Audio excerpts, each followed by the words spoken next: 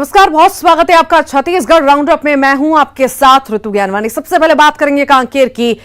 National highway 30 पर pickup वाहन पलट गया है। जसकर्रा के पास यह हादसा हुआ। हादसे में 10 लोग गंभीर रूप से जख्मी हैं। वाहन पर 17 लोग सवार थे। स्टीयरिंग फेल होने से यह हादसा हुआ है। चारामा थाना इलाके की यह घटना बताई जा रही है। नेशनल हाईवे 30 पर पिकअप वाहन पलट गया है। जसकर्रा के पास ये बड़ा हादसा हुआ, जिसमें 10 लोग गंभीर रूप से घायल हुए हैं और वाहन पर 17 लोग सवार थे। स्टीयरिंग फेल होने से ये हादसा बताया जा रहा है। चारामा थाना इलाके की ये घटना बताई जा रही है।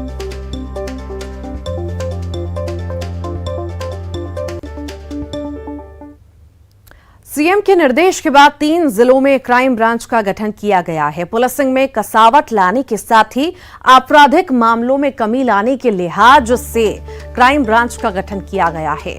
रायपुर, बिलासपुर, दुर्ग में एंटी क्राइम यूनिट के नाम से इस विभाग को जाना जाएगा।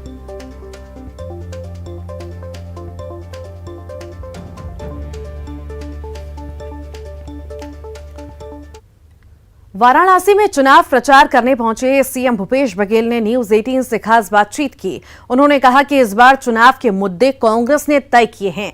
ये बड़ी सफलता है। उन्होंने कहा कि कांग्रेस को कोई दौड़ में नहीं मान रहा था, लेकिन अब मान रहे हैं कि यूपी में कांग्रेस की बड़ी भूमिका होगी। भूपेश बघेल ने कहा कि प्रियंका गांधी बहुत मेहनत कर रहे हैं। यही वजह है कि धर्म जाति के नाम पर वोट मांगने वाले अब किसान, आवारा पशु, गोधन न्याय योजना पर बात कर रहे हैं। सीएम ने कहा कि वाराणसी में कांग्रेस बहुत अच्छा करने जा रही है। हमारे कई उम्मीदवार जीत रहे हैं। उत्तर प्रदेश में चुनाव क्लाइमेक्स पर पहुंच गया है। सभी पार्टियां पूरी ताकत झोंक रही हैं। हमारे साथ छत्तीसगढ़ के मुख्यमंत्री भूपेश बघेल मौजूद हैं, जिनकी सक्रियता पूरे चुनाव में खासी दिखी है। भूपेश जी, गांधी परिवार के साथ, खासकर प्रियंका गांधी के साथ आपकी सक्रियता पूरे उत्तर प्रदेश में दिखी है। हालांकि ये प्रचार का ही दौर है, लेकिन अभी तक आपको क्या लग रहा है, किस प्रकार की सफलता के तौर पर प्रचार में आप लोग देख रहे हैं? देखिए, सबसे बड़ी सफलता ये है, पहले तो ये है कि कांग्रेस को कोई दौड़ में शामिल है ये मान नहीं रहे थे। प्रथम चरण के चुनाव के पहले ही अब्बा जान, चाचा जान, ये सब चल रहा था। जाति पे, धर्म के आधार पे ये लोग खूब माहौल बना रहे थे। प्रियंका गांधी जी ने उन्होंने घोषणा की, लड़की हूं लड़ सकती हूं। उन्होंने कहा 25 रुपए क्विंटल में धान और गेहूं खरीदेंगे, किसानों का कर्ज माफ होगा, नौजवानों को 20 लाख रोजगार मिलेगा, महंगाई से लड़ने के लिए महिलाओं को कहा 3 सिलेंडर हम मुफ्त देंगे, लड़कियों को भी घर पे बोझ मत पड़े, इसलिए स्कूटी और लैपटॉप देने की बात आगे पढ़ाई करने के लिए। और छुट्टा जानवर, जो पूरे उत्तर प्रदेश में बड़ी समस्या के रूप में, इन बातों पे लगातार वो अड़ी रही। कांग्रेस पार्टी भी इसी लाइन पे चलती रही। आखिर में भारतीय जनता पार्टी को भी और समाजवादी पार्टी को कांग्रेस के एजेंडे में बात करने के लिए बाध्य होना पड़ा। प्रधानमंत्री भी छुट्टा जानवरों को और बोलने लगे। उन्होंने महिलाओं के बारे में 40% देने की बात की थी, ये लोग भी करना शुरू कर दिए। तो सारे जो कांग्रेस के घोषणा पत्र हैं, कांग्रेस की प्रतिज्ञाएं हैं, उस पे समाजवादी और भारतीय जनता पार्टी आने के लिए बाध्य होना पड़ा। ये बड़ी सफलता। दूसरी बात यह है कि संगठन का ढांचा खड़ा किए और गांव-गांव तक के, मोहल्ले तक के कांग्रेस की बात पहुंचाने का काम हमारे कार्यकर्ताओं ने कहा। क्या कुछ खास स्ट्रेटजी के तहत या जिस तरीके का उत्साह आप लोगों को दिख रहा है, कुछ बड़ी उम्मीद आप लोग लगा रहे हैं? हाँ, बनारस में काफी अच्छी संभावनाएं हैं।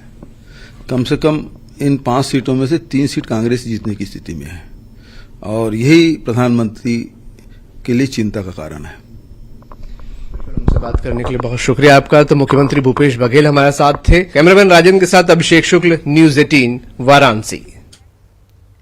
नवा रायपुर में प्रभावित किसानों का आंदोलन लगातार जारी है। वन मंत्री मोहम्मद अकबर ने नवा रायपुर राजधानी परियोजना के प्रभावित किसानों से एक बार फिर से आंदोलन खत्म करने की अपील की है। उन्होंने कहा कि नवा रायपुर किसान संघर्ष समिति के साथ 3 बार बैठक हुई, जिसके बाद 6 मांगों पर सहमति बनी और मंत्रिमंडल ने उनकी मांगों पर मुहर लगाई। उन्होंने कहा कि सरकार ने किसानों की 6 बात पहले ही मान ली है और उस पर आदेश भी जारी हुआ है। जो बाकी मांगे हैं वो हाईकोर्ट में लंबित हैं। सभी हाईकोर्ट के फैसले का इंतजार करें और किसान आंदोलन समाप्त करें।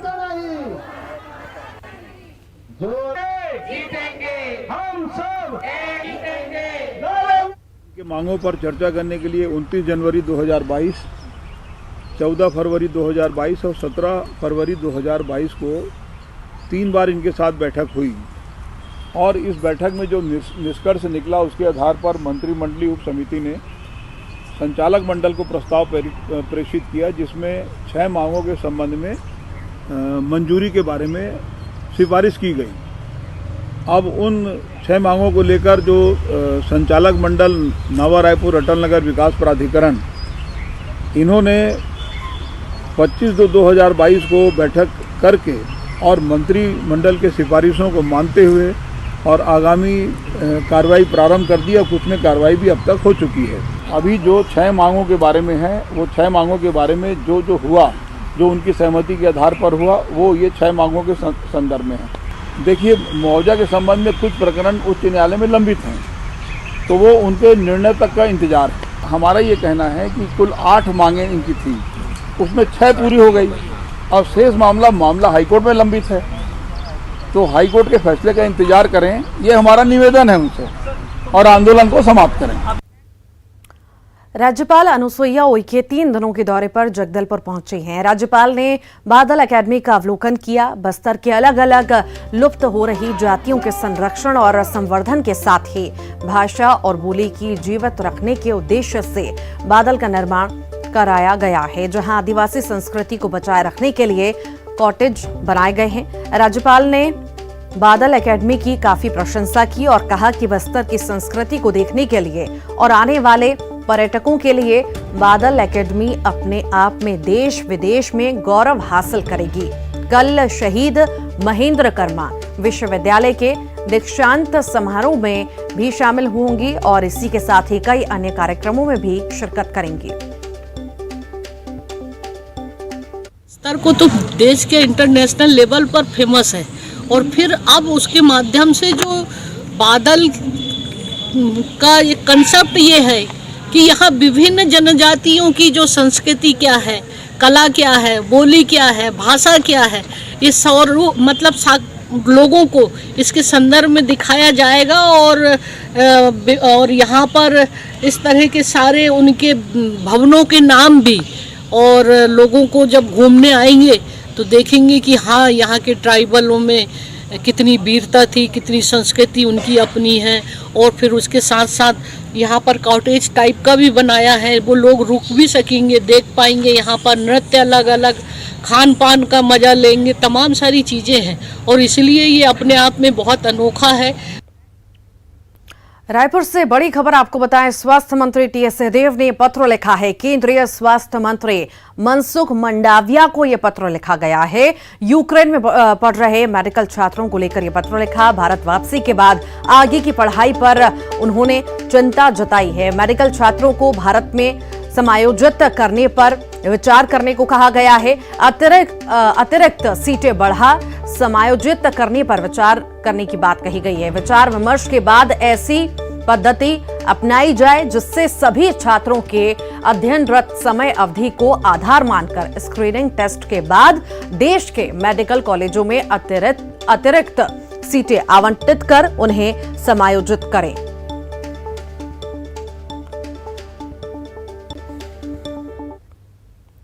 बीजेपी के राष्ट्रीय सह संगठन मंत्री शिवप्रकाश और छत्तीसगढ़ प्रदेश प्रभारी डी पुरंदेश्वरी 2 दिवसीय दौरे पर रायपुर पहुंची हैं। बीजेपी कार्यालय में प्रदेश महामंत्रियों के साथ बैठक हुई। कल शिवप्रकाश और डी पुरंदेश्वरी 10 बजे विधायकों की बैठक लेंगे। इसी के बाद 11:30 से 1:30 बजे तक सांसदों की बैठक होगी। 3 से 5 बजे तक कोर कमेटी की बैठक लेने के बाद दोनों नई दिल्ली के लिए रवाना होंगे। डी पुरंदेश्वरी का बस्तर दौरा फिलहाल टल गया है। पूर्व सीएम रमन सिंह ने कहा कि संगठन में फिलहाल कोई बड़ा बदलाव नहीं होगा।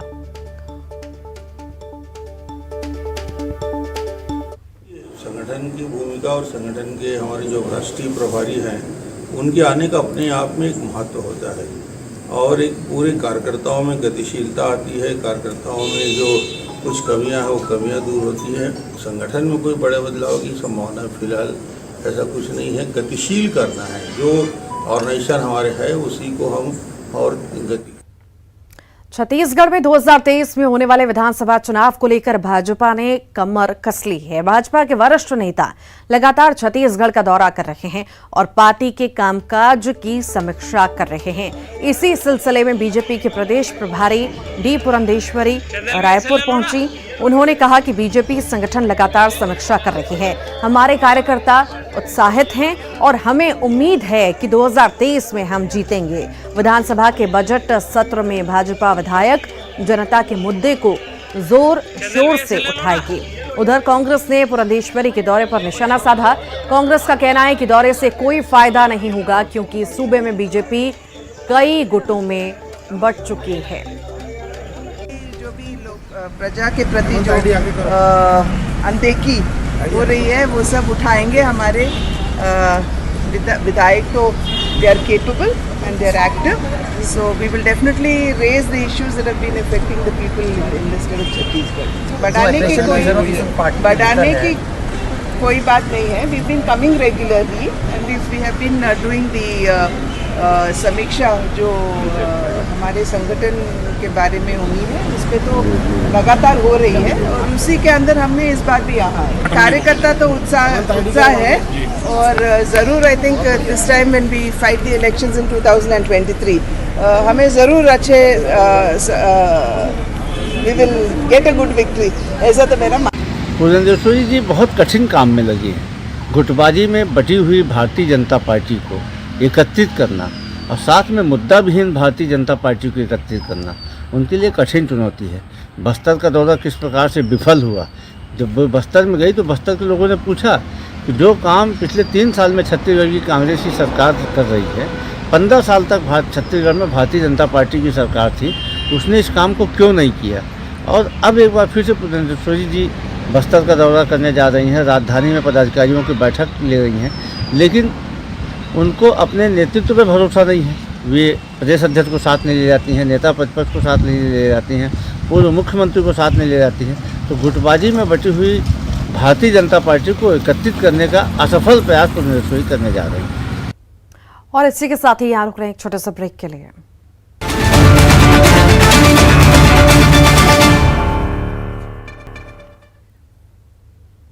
एक बार फिर स्वागत है ब्रेक के बाद। रायपुर की बात करेंगे। युवक पर चाकू से जानलेवा हमला हुआ है। टिकरापारा इलाके में फिर चाकू चला है। पुरानी रंजिश में 3 बदमाशों ने चाकू मारा है। कामेश बंजारे को बदमाशों ने चाकू मारा। टिकरापारा पुलिस ने मामला दर्ज कर लिया है। इस वक्त की बड़ी खबर रायपुर से। युवक पर चाकू से जानलेवा हमला हुआ है। टिकरापारा इलाके में फिर से चाकू चला है। पुरानी रंजिश में 3 बदमाशों ने चाकू मारा है युवक को। और इसी पर अधिक जानकारी के लिए युगल हमारे साथ जुड़ गए। युगल, क्या कुछ ज्यादा जानकारी, मामला क्या है पूरा? रितु, लगातार राजधानी रायपुर में चाकूबाजी की घटनाएं घटित हो रही है। इस हफ्ते की अगर हम बात करें तो 4 चाकूबाजी की घटनाएं सामने आ चुकी है। आज 3 बदमाशों ने मिल करके कामेश बंजारे को आपसी रंजिश की वजह से चाकू मारा है और इसमें जो अंशु दुबे और उसके 2 अन्य साथी हैं वो घटना के बाद से फरार हो गए हैं। पूरा मामला है ये टिकरापारा थाना क्षेत्र का मामला है। पुलिस अब उनकी तलाश कर रही है और ये चिंताजनक बात कही जा सकती है कि लगातार राजधानी रायपुर में चाकूबाजी की घटनाएं घटित हो रही हैं। युवा वर्ग इस तरह से अपराध की ओर अग्रसर हो रहा है और छोटी छोटी बातों को लेकर के चाकूबाजी की घटना को अंजाम दे रहे हैं, वारदात कर रहे हैं। और इन युवकों को हालांकि पुलिस दबोच करके सलाखों के पीछे भेज रही है। जो 307 के मामले हैं, धारदार हथियारों का जो प्रयोग हो रहा है वो काफी चिंताजनक कही जा सकती है। जी चलिए, बहुत शुक्रिया युगल जानकारी को साझा करने के लिए। तो टिकरापारा में चाकू मारा गया है युवक को और लगातार चाकूबाजी की घटनाएं सामने आ रही हैं छत्तीसगढ़ से। और आज फिर एक मामला सामने आया है। 3 बदमाशों ने एक युवक पर हमला किया है।